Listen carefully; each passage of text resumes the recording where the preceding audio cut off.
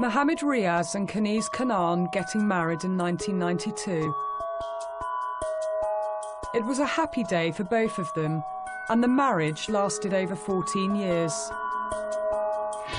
But in 2006, the bridegroom carried out one of the most devastating multiple murders in Britain. He poured petrol throughout the family home and set it alight, killing his wife and 4 beautiful daughters, and leaving his only son to suffer the dreadful consequences.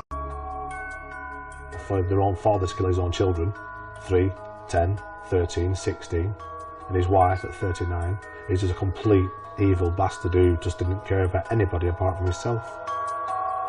To the outside world, he was a good family man. So why would he do the unthinkable and kill his family? It's pure evil. That's all it is. No one will ever convince me different. Never.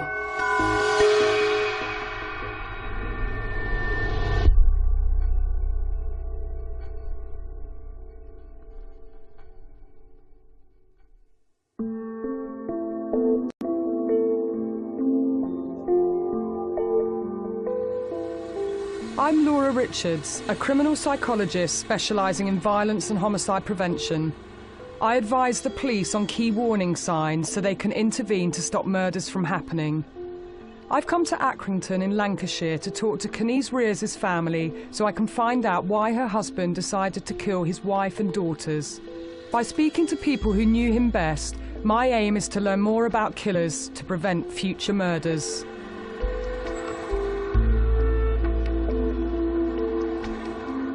Kaniz Riaz's mother, June Kanan, remembers how her daughter came back from a trip to Pakistan, having met the man she wanted to marry, Mohammed Riaz. She got engaged to Riaz, and she asked me, like, what did I think? And I said, it's up to you, Kaniz. I said, you want to get engaged to him, you want to get married to him.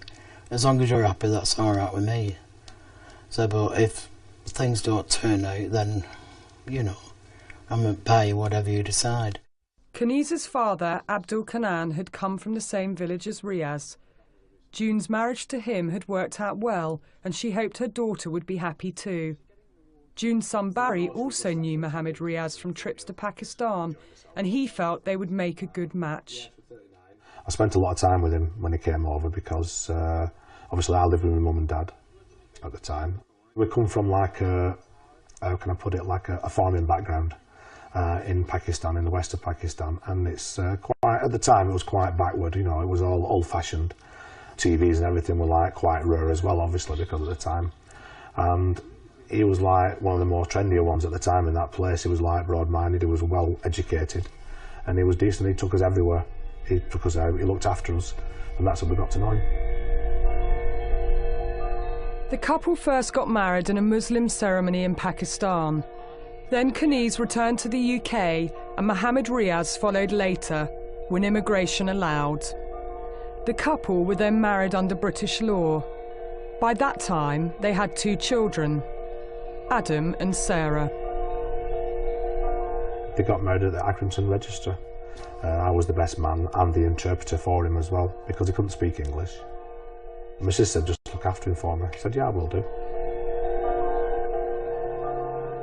So this is Kaniz and Mohammed Riaz getting married in October 1992, and I think it's quite interesting because we can see he's wearing a Western suit and she's wearing a full white wedding dress. He seems to be quite comfortable in terms of what he's marrying into, and I think it's quite interesting that certainly from where he's come from culturally, he seems to be quite open-minded and broad-minded about the whole wedding. And I think maybe that's probably what Kaniz was thinking. You see him with the children as well. There's a young Adam and Sarah, the 2 eldest children, and he seems quite comfortable with them as well. And there's certainly no sign here that he's marrying into something that he doesn't want to. And she equally seems to be very happy. There seems to be a happy union for both of them. There's no doubt Mohammed Riaz looked like good husband material.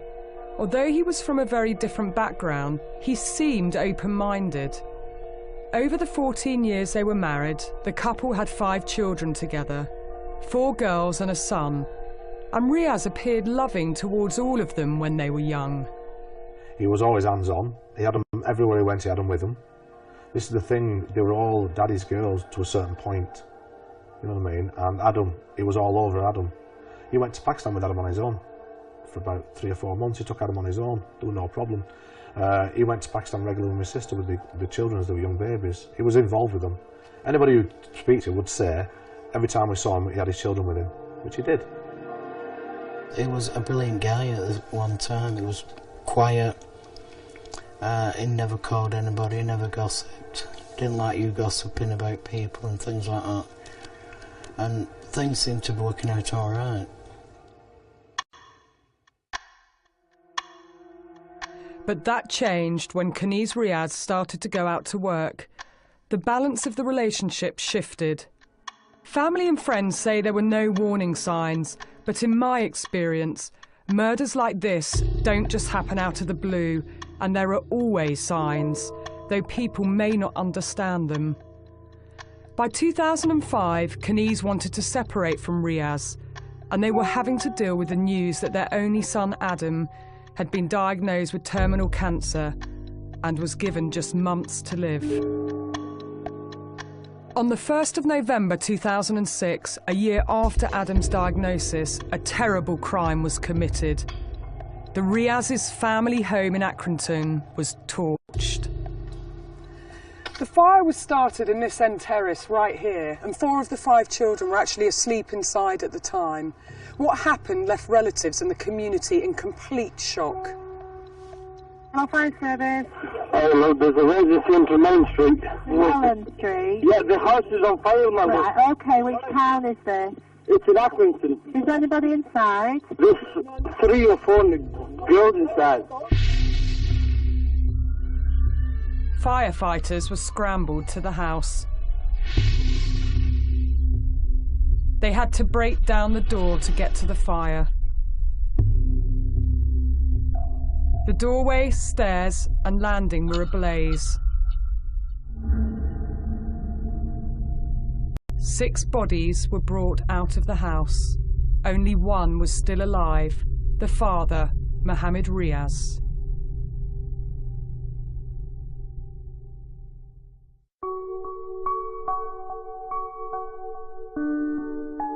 "39-year-old Mohammed Riaz was killed in the house fire.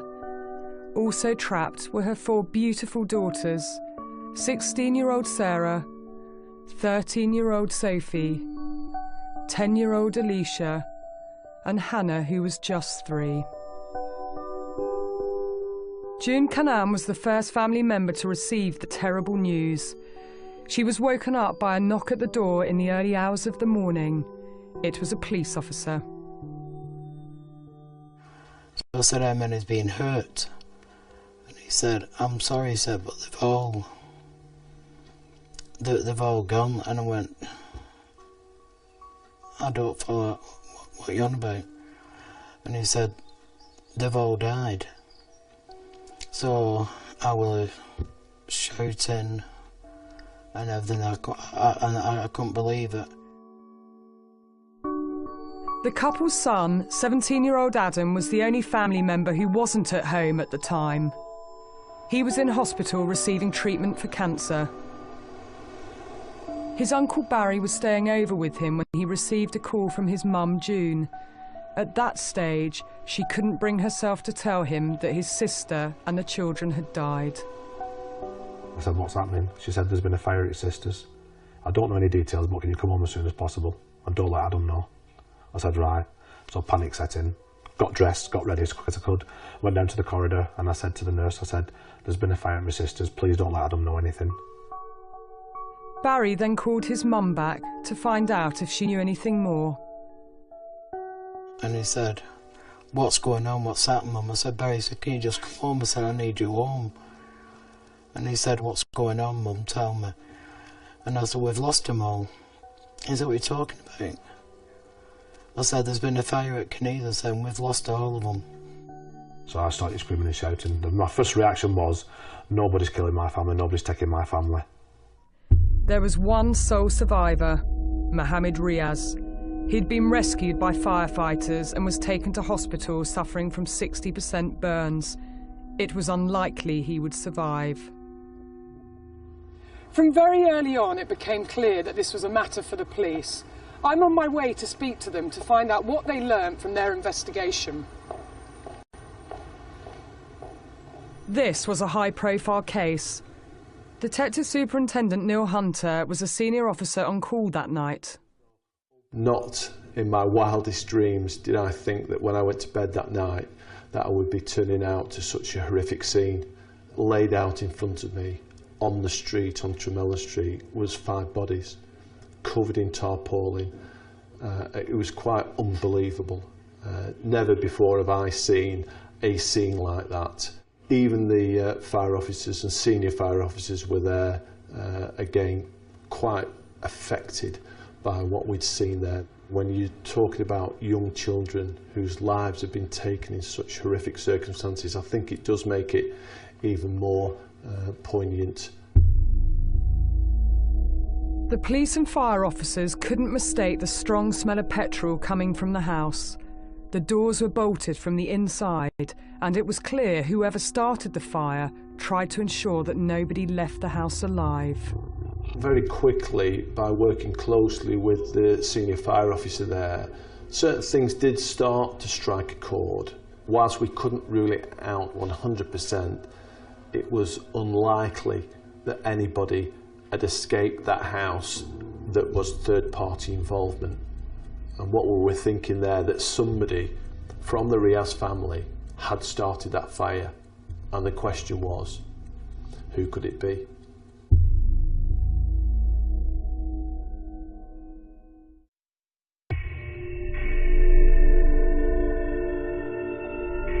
I'm Laura Richards, a criminal psychologist, and I want to find out more about Mohammed Riaz, the man who killed his wife and 4 daughters when he set light to their family home in Lancashire.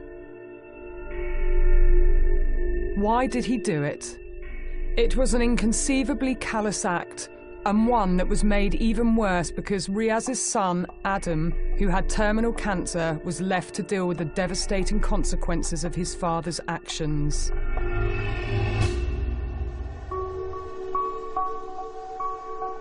Adam was at Christie's Hospital in Manchester. He would have to be informed that the family had been murdered, and that awful job fell to Adam's uncle Barry. I knelt down at the side of his bed, and he was awake, but a bit drowsy.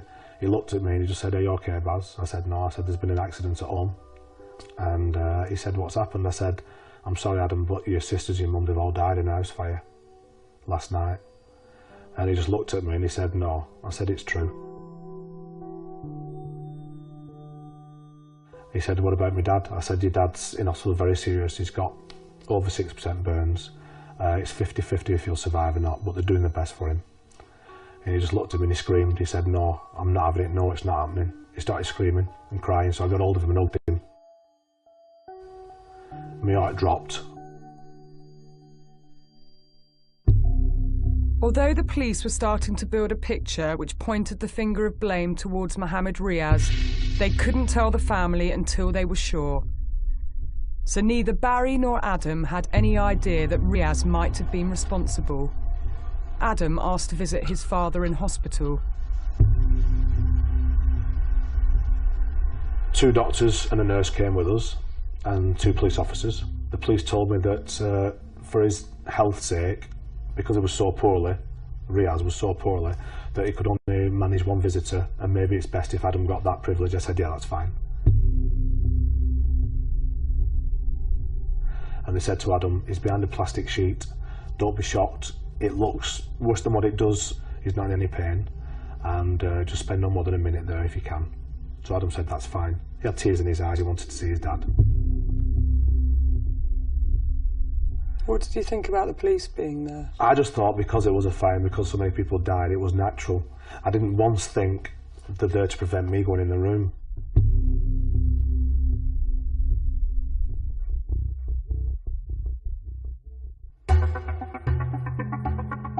Meanwhile, the police were working hard on forensic evidence. The picture was becoming clearer. petrol had been used to set the house alight in 3 separate places. 2 petrol cans were found inside Kaniza's bedroom. Mohammed Riaz's DNA was on the cans, and he was the only person not in bed at the time. When we lifted the carpet, there was a trail of splashed petrol from the entry to the living room rear lounge door right the way to the fire in both rooms. There was that much petrol that it poured over the landing and down the side of the walls, which ignited and caused the damage to the stairs, really. And the chances of survival were absolutely 0. Vast quantities of petrol had been used, and that wasn't the only evidence picked up by the police. See the phone in the corner? Off the hook, and it was working. We would check to make sure that that phone was working properly. Yeah. Which again, who's done that? The man responsible, Mohammed Riaz, had left his blood and DNA in various places throughout the house. Police believe he had intended to kill himself, but that part didn't go according to plan. He was severely burnt as the petrol ignited in the air and flashed back onto him. But he didn't die, and there's evidence he then stumbled around the house. As somebody's been coming down the stairs, clearly hand injured, already bleeding, wet blood, they put the hand against the side of the hallway on the wall, which has left a bloodied handprint, and we examined that blood, and that blood turned out to be, through DNA, belonging to Mohammed Riaz. So the police were in no doubt they had their man, but just 2 days after the fire, he died without ever regaining consciousness. Police evidence now confirmed that without doubt, Mohammed Riaz had killed his wife and 4 daughters and allowed himself to be consumed by the flames. But the question still remains. Why did he do it? And could this horrific attack have been prevented? They were the only grandchildren they had, and he took everything. And then to leave his son, the sole survivor, on his own, and him take them, is how cruel can he be? Having had to inform Adam that his family had been murdered as they slept, Barry now had the terrible task of telling him that his father was responsible for their deaths. Something he found difficult to bring himself to do. We kept putting it off. How do I tell him? What do I say? And I said, you've got to tell him before somebody else does. Because we'd seen things on the news, and I said, you've got to tell him, it's got to be you. Because he really respected Baz. Adam knew that there was some suspicion about the fire, but didn't want to believe the worst. He said, right, I want to know the truth now. I said, your dad is 100% guilty. He started the fire with petrol. So he's basically killed himself and he's killed your family. Adam was sat there in front of me, tears rolling down his face. He said to me, I hate that bastard. I was just getting to know my family. And he took it all away from me.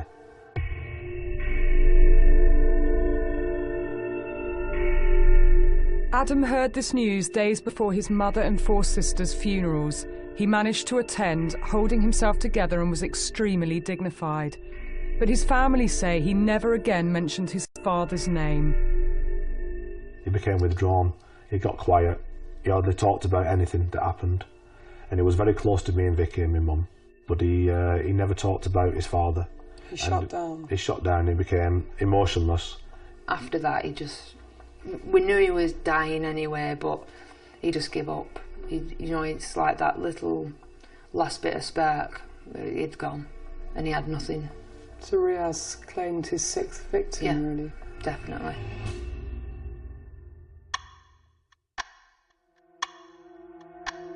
The family clearly believes Adam's death was speeded up by his father's actions. Riaz must have realised the impact the loss would have on Adam, which makes what he did even more difficult to comprehend. So why did he choose to kill his wife and his children? We know Kaniz Riaz was a well-respected, well-liked member of the community who tried to help many, many people. And we know that the children were certainly children to be proud of. So why did he choose to kill them? I've been talking to Kaniz's family and friends, building a profile of what was really going on.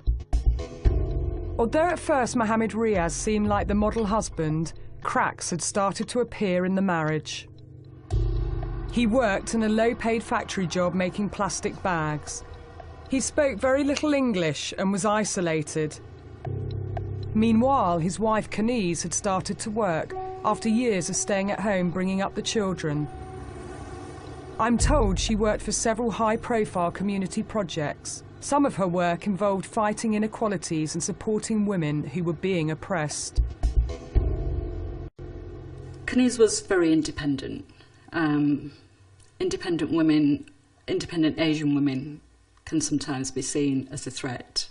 There may have been whisperings around that, and you know, she's a little bit too independent, she's a little bit too aware. She wasn't frightened to challenge, she was very, very strong-willed, and that again could have caused some discomfort. He wasn't happy with his wife being popular, in a sense. He wasn't happy with his wife having a strong opinion in Accrington that people listened to. Those who supported her and knew the work that she was doing and why she was doing it would have said, this is brilliant. Those who were uncomfortable with it and didn't like it would say, she needs to know her place again and shut up and stay in it.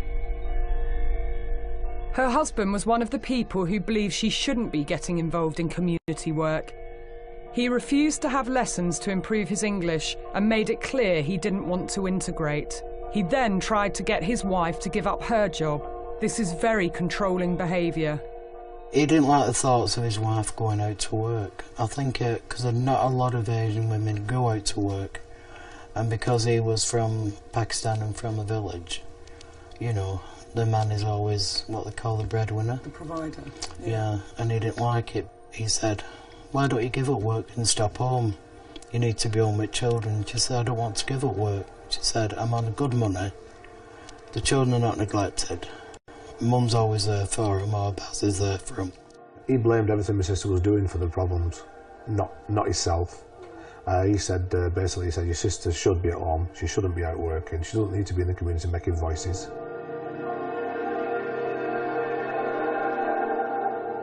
It's ironic that at the time where she is becoming more prominent for her work in the community, that at the same time he's trying to force her to stay home and not to work. So he has a low-paid factory job, and here's Kenise earning more money than him and having more status and kudos. He starts to exert more control and pressure on her. I think the control element is crucial here. He feels that he's losing control of his family. When Kenise's father, the head of the family, died in 2003, Mohammed Riaz saw an opportunity to step into his shoes. Abdul Kanan had been very open towards integrating in England, but I'm told that Riaz didn't agree with his father-in-law's views and tried to control the family when he died. Once my husband had gone, he was sort of, you know, the bigger of them now, and it's up to me now to run the family. So but he tried to come, head of family, yeah, like head of family, like they do, because like obviously he's older than Barry. But the way that he did it all the wrong way. You know, it was trying to gain control then. So we know that when the head of the family dies, Kenise's father, Riaz feels he wants to step into his shoes and become head of family. And this doesn't go down well at all, because here's a man who's suddenly trying to control and tell Kenise what to do, to stay at home and not go to work.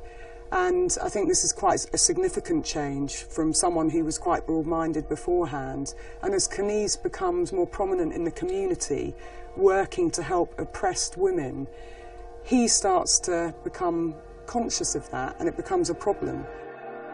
By 2005, the couple's relationship had deteriorated to such a point that Kenise told Vicky she was thinking of leaving Riaz.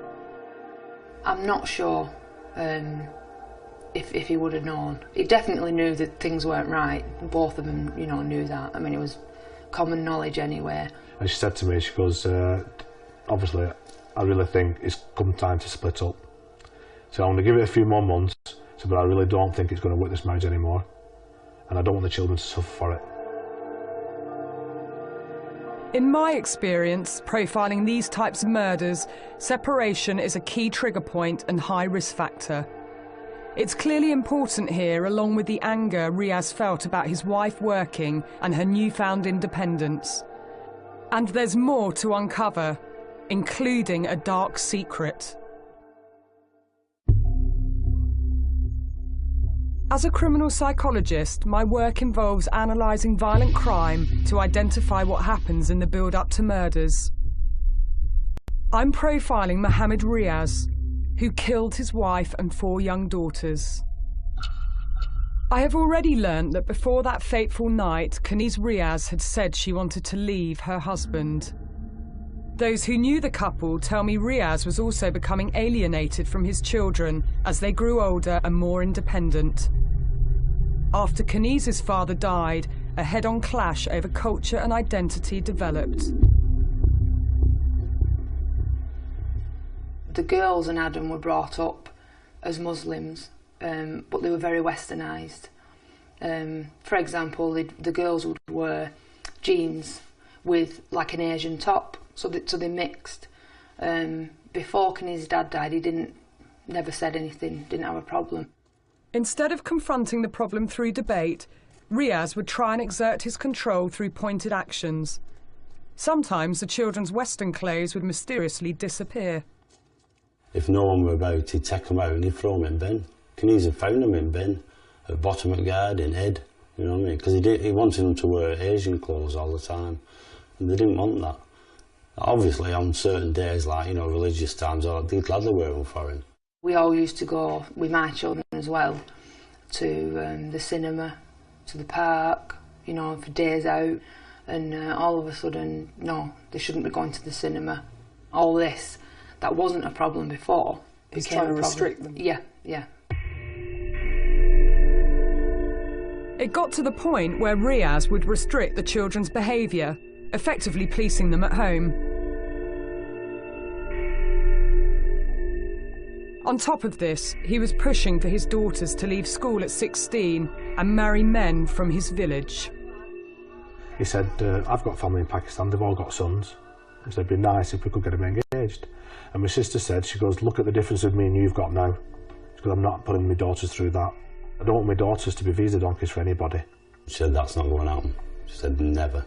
As long as I live, that's not going to happen. They're going to pick their own husbands when they want them, who they want. I want my daughters to be independent, to be financially independent and to be strong. But Riaz's attempts to control were not just limited to Kaniz and his daughters.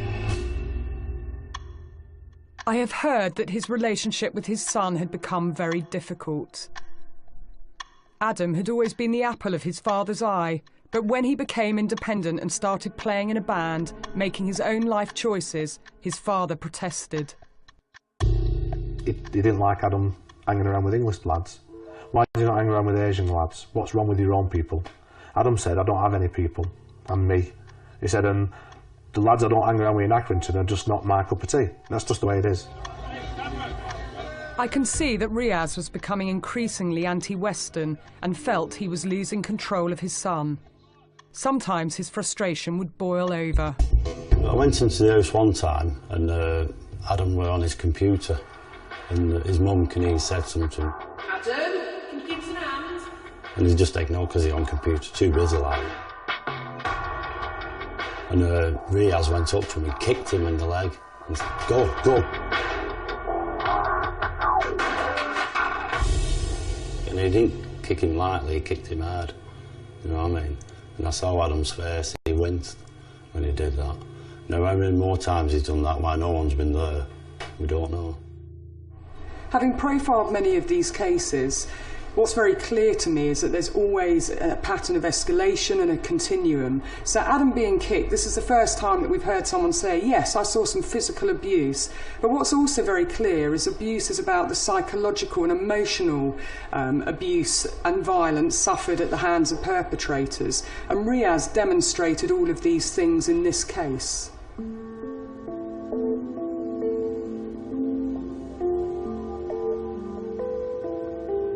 Kaniz wasn't prepared to put up with Riaz's coercive, controlling behaviour and was looking to leave him. But just at that point, their son Adam was diagnosed with cancer and his parents were told it was terminal. Barry recalls hearing the news from Kenise. She rang me and said, I want you to come to hospital, I need to talk to you. Adam's not got long to live.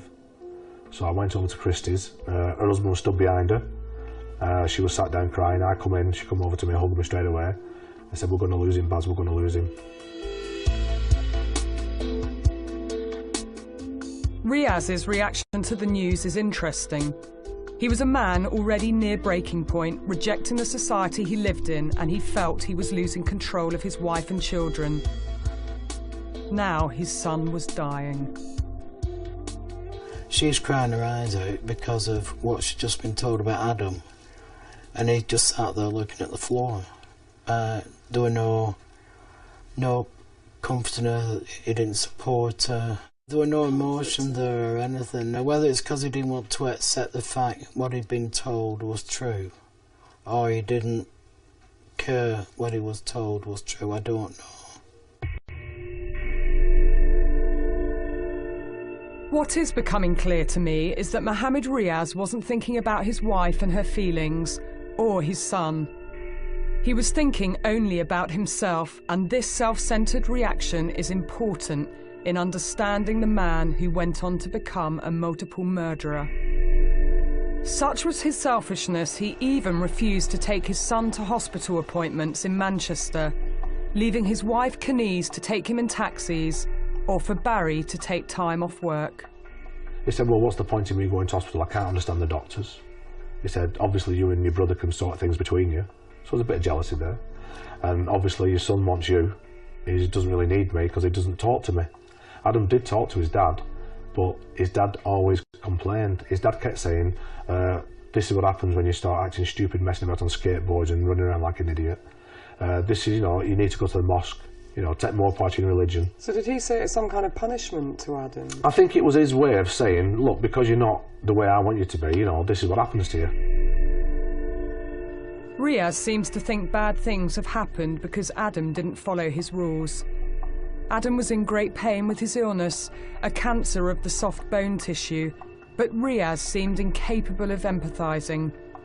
It hurt Adam to kneel down, but his father would chastise him for not going to the mosque to pray. He'd just come in and say, what are you doing sit there? Why are you listening to music? Why are you playing on that machine? You should be at mosque. And the lad were of cancer and were dying of cancer, and he knew that. On top of this, it seems Riaz was jealous of the amount of time his wife was spending looking after their son. He was out and out jealous of the attention that Kenise was giving Adam and not him. It wasn't, I'm hurting and I can't see him that way. It was, why are you not at home? Where have you been? Why are you at hospital again? So, so it's out and out jealousy. This again demonstrates coercive control and jealous surveillance, another high risk factor for homicide. We certainly learn how controlling he is and how jealous. He constantly wants all the attention on him, and he can't stand it when Kenise is paying more attention to Adam because he's ill, he's terminally ill with cancer, and Riaz cannot understand why she's spending all this time and attention attending to his needs. And it seems he's a very selfish man who puts himself above everybody else, even his son who's dying.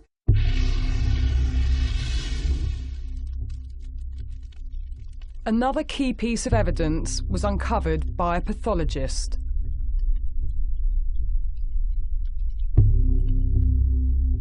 The killer had developed cirrhosis of the liver, a disease associated with excessive alcohol consumption.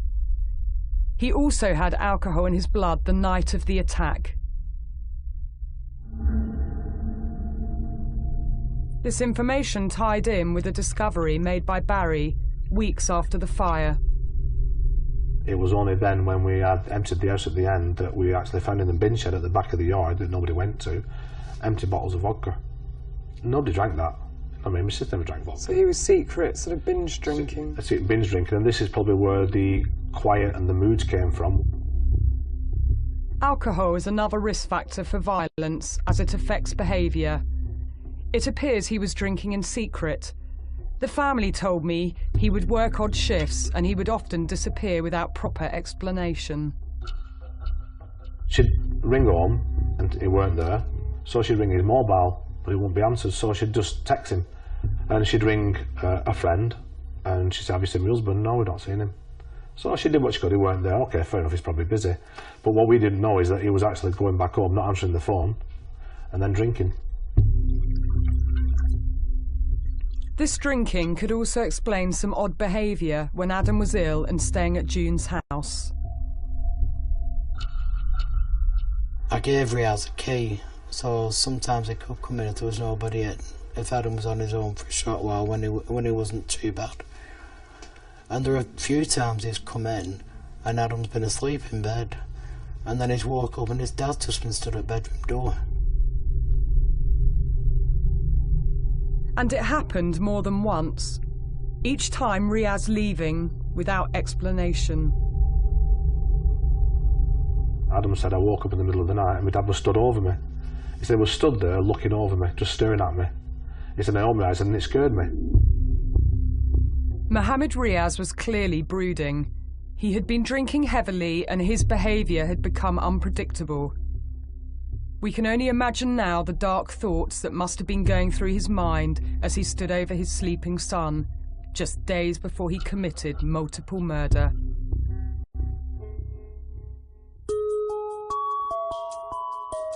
I'm Laura Richards, a criminal psychologist. I'm profiling the murderer Mohammed Riaz. I want to understand why Riaz felt the only answer to his problems was to murder his family. We've already heard that Riaz knew his wife wanted to leave him, that he felt he was losing control of his family, and he had a secret alcohol problem. But I'm also hearing that there were whisperings in the community which may have triggered the risk of violence further. There were one particular person that I think he was saying things about Kenise, you know, trying to insinuate that she was having an affair, and for God's sake, she was always at work. She had no time, she had no interest in anybody else.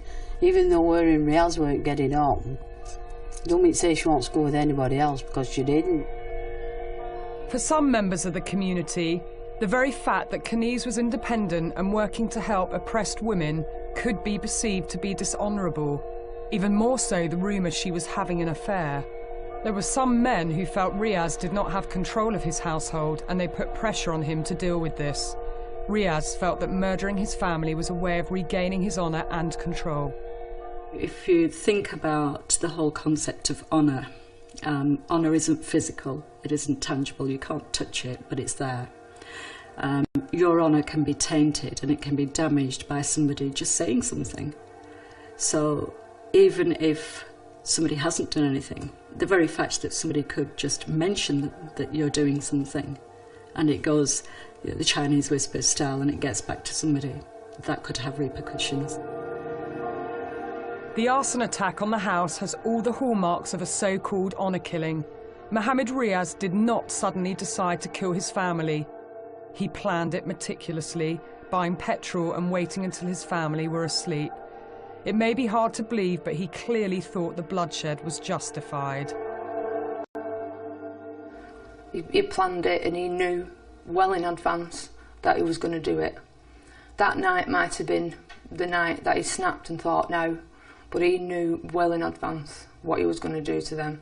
See, a lot of people said, oh, that there must have been a reason for it, or he must have been a bit mental up here. I said there was no reason for what he did. He wasn't mental. He knew what he was doing, because it was premeditated. He planned it out. He knew what he was going to do. The family's suspicions were confirmed by evidence the police gathered. We did speak to a witness who saw Mohammed Riaz walking the streets, I think late into the hours of the previous evening. So whether he was contemplating, right, well, this is the night that I'm going to torch the house and kill my family. Why that night, though? I mean, do you think he bought the petrol in advance and that was something in the home address for a period of time, or? Well, we never really got to the bottom of when he bought the petrol, who bought the petrol, why there was 2 petrol cans, why were they both in that middle bedroom, It's something that the only person I think that could answer that is Mohammed Riaz, and sadly that was taken away from us when he died on the 3rd of November. For Mohammed Riaz, the justification for destroying his family was to regain control and the perverse notion of honour. He felt that his family were shaming him by being westernised and refusing to do as he said. The threat of separation and rumours that Kenise was having an affair caused Riaz to feel he had lost face in the community. It's an honour killing or an honour crime because the honour is actually not in the killing or the maiming or the hurting, but it's in regaining and reclaiming the dishonour that was caused in the first place. But Kenise's side of the family didn't share this cultural notion, and so it didn't occur to them that Riaz would have views that were so extreme. This case is domestic violence and honour-based violence at its extreme. You have a man, Riaz, desperate to take control of his family, and he's getting pressure from the community to get his household in check. You've got his wife, Kenise, working in the community, trying to empower young women. And in fact, Riaz at home is saying that his daughters shouldn't go to school, should come out of education and shouldn't wear Western clothes. What's clear to me is that Riaz is trying to take control of his family, and he decides he's going to kill them all, set fire to them and destroy the whole family. And this is surely a sign that he has completely lost control. In Accrington on Tremellon Street, the very road where the Riaz family perished, I've discovered something very interesting. Some male members of the community are stating that Mohammed Riaz was not responsible for what happened, despite compelling forensic evidence to the contrary. I know that chap for 15 years. He lives there quite a long time with us. He always, whenever he comes to my house, every Christmas time, whenever Eid comes, he brings his kids down. He comes down to have a dinner with us. So you spent a lot of time together Yeah, as he usually families. come all the time. So what do you think happened there? I would say that he hasn't done it. That he hasn't done it? I don't think so, because he loves his kids. People who love the kids, he wouldn't kill them. I would say there's something wrong with that house, might be. This conversation wasn't a one-off. The next-door neighbour told me he'd developed serious health problems since the fire that night. He too felt the house was cursed. It seems to me that it's convenient for them not to blame Riaz. If we do not acknowledge that there is something wrong, how are we going to fix it? If you don't acknowledge it, if you don't tackle it, you don't challenge it, it will continue to get worse and worse and worse. So we need to accept, certain communities around the UK, around the world need to accept that we've got a bit of a bad element and we need to do something about it. It'd be a lot easier for me to want to believe that it was an accident. We wouldn't be angry at anybody then. It'd be natural. We'd have more of an explanation, more closure, but we don't have that. We have the facts. The fact that he poured petrol around the house, the fact that he set fire to the landing outside the bedroom door so they couldn't escape, the fact that he poured petrol around the downstairs. You know what I mean? All these facts are around. I mean, there's evidence, there's forensic evidence, there's photographs, there's everything to prove that he did it. Denial is extremely dangerous. It's extremely dangerous for those who are vulnerable. Is it another form of control by those who are openly denying this? I don't know, but I've no sympathy for those who deny, none at all. Barry told me he was aware of some denial in the community from the start. He says several local people made life very difficult for him shortly after the tragedy, when he was grief-stricken and trying to organise the funerals. They caused me grief at the time, these handful of people, requesting that the murderer be buried with his family, which I think is completely ridiculous and pathetic. If it was their family, what would they do? They'd be the same as me. But because it's not their family, they're quick to judge, and they're quick to say that the media and everybody else are against them. Nobody's against Muslims, nobody's against Islam, nobody's against nothing in this country. It's the ignorant idiots themselves who are against themselves. And they make things hard for themselves. Like these individuals, they just make me sick.